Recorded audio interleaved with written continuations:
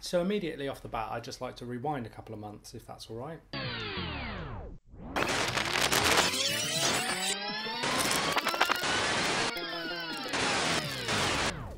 The last time I spoke to you like this, I was moping on about how sad I am. I'd like to tell you now that that's no longer the case. Well, if I thought about it really hard, I'd probably find that I was lying to you. But for the most part, things are taking a turn for the better, and I've got a lot more positives to focus on to distract me from the crushing inevitability of sorrow. For starters, I'm employed now, although I say that tentatively since I have yet to sign a contract.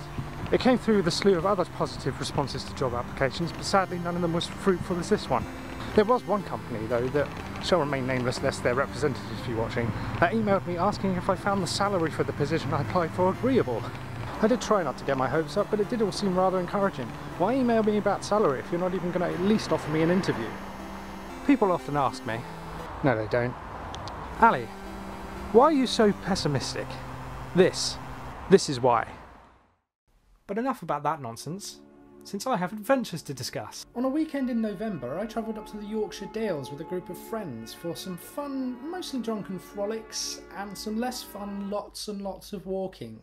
In spite of my strong aversion to physical activity of any kind, and my pathological fear of the precise terrain that we spent most of the hours traipsing through, I actually quite enjoyed it. Just doing some hiking. If I don't make it back, then I don't make it back. The Dales are really nice to look at and just be in, and they're really quite filmic. If I'm honest, if they weren't so far away, I'd set almost everything I write just exclusively there. So many fields and trees and natural formations, and even the man-made objects are really sparsely distributed, and those that are around feel really ancient in their construction. It's just kind of like being in a medieval fantasy land like Game of Thrones or Skyrim or Lord of the Rings. I mean, look at this. Look at this. Doesn't that make you just want to run off into the distance and start slaying saber cats? While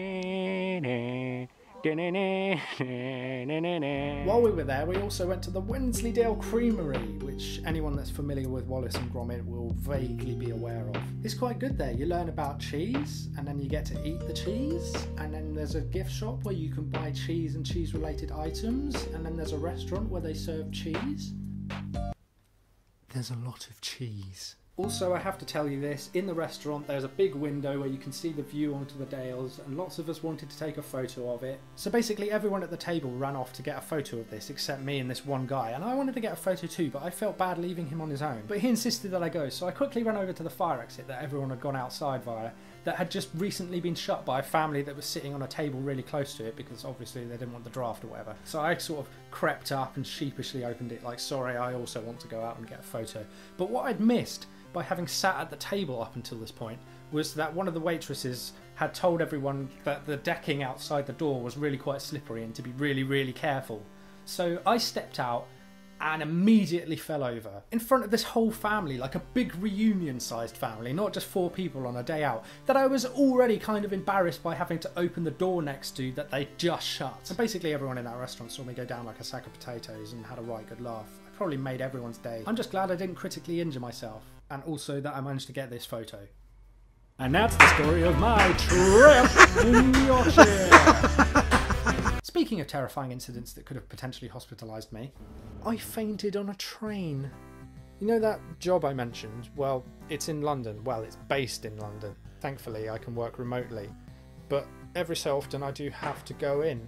And one of those times, I got on a train and I fainted. It's never happened to me before. I felt faint, but I've never fainted. Although I didn't technically lose consciousness in this incident, so I don't know if that counts, but it was pretty damn close. And it was quite scary, not only because it was completely unprecedented, but also because I don't really know why it happened. The only thing I can think of is that we were running to catch the train beforehand, so maybe I'm allergic to exercise? Apparently the story that I've related is quite humorous. Basically, I was standing on the train, having just run to it, eating a pasty that my friend and colleague who was with me had just bought me, because he's a kind gentleman. As we were just standing there recovering and chatting and people getting on the train preparing to leave, I started to feel quite warm and a little bit sick. So I put my pasty away for later, because I thought, oh, this is not settling well. I then started to sweat a little bit and do that heavy breathing thing you do when you feel like you're really going to be sick. And then it felt a lot like being really, really drunk. I started to retreat into myself and my vision started to tunnel, and then everything in my ears started to fade out and go a bit Charlie Brown's Teacher. It was around this point that I thought, something quite bad's happening now, and I'm not really sure what. As my senses continued to fail me, I was suddenly hit head to toe with a full body pins and needles, for lack of a better word. A complete numbness came over me, and as I reached to grab the handle, thinking that my legs might give away any second, I noticed that my arm was basically a dead weight and a lump of meat, just pitifully slapping at the handle. It definitely hit home at this point that shit was getting real. Was I having a heart attack? Probably not. More likely a stroke. Either way, this seemed like how it was going to end. But the best I could muster at that point was a simple uh-oh. And then my friend and a passenger helped me to the floor, and the train stopped and I had to get off, and everybody was delayed, and it was all very embarrassing because I passed out on a train. Then I had to sit awkwardly with a woman that was a representative of the train company until we decided that it was okay for me to leave. All the while, my friend, who had recently had a pacemaker fitted for similar fainting fits, tapping his chest conspiratorially and saying, "You never know." She didn't know though, so it was weird for her for that to be happening. But that didn't really matter, because very shortly after that I went to Nottingham, home of Robin Hoods, ghosts, lace, and very good milkshake outlets. Oh yeah, also these pricks were there. Yay, YouTube friends! It was kind of sad that not the whole YouTube Avengers gang was there, but it was the IRL debut of Stuart, so it was actually much, much worse. I'm just kidding. Let's all do it again and again and again, and just do it forever and ever and never stop, and it just... So there we go. That's cold now. I'll try and make future vlogs more timely in their content. I tend to get bogged down in quality control and side projects and stuff, and that's why everything ends up a little bit out of sync. But other than that, full steam ahead. Incidentally, if you didn't watch my last video, which was a Disney tag, I kind of want you to. I realise because it's a tag, a lot of people would be like, oh, I don't want to watch a tag, but I did actually put quite a lot of effort into it, and it would be appreciated if you watch that. I also have another tag coming up, a book tag from Mr. Dane Cobain, which will take me probably about as long to finish as the Disney tag did.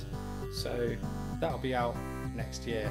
Not really. I've also got back onto Centre of Attention, my short film. Yes, incidentally, if you did spot it, this is a friendship bracelet. Ant and I got sent them from our good friend Steph in America. Hi Steph. Just wearing it because I'm a good friend, even if it makes me feel like a 12-year-old girl. I do feel like a bad friend though, because I've tied it really loose so I can just take it off when it becomes inconvenient, which sort of isn't really how it works. So, friendship. I'll leave you on that. Yeah, bye.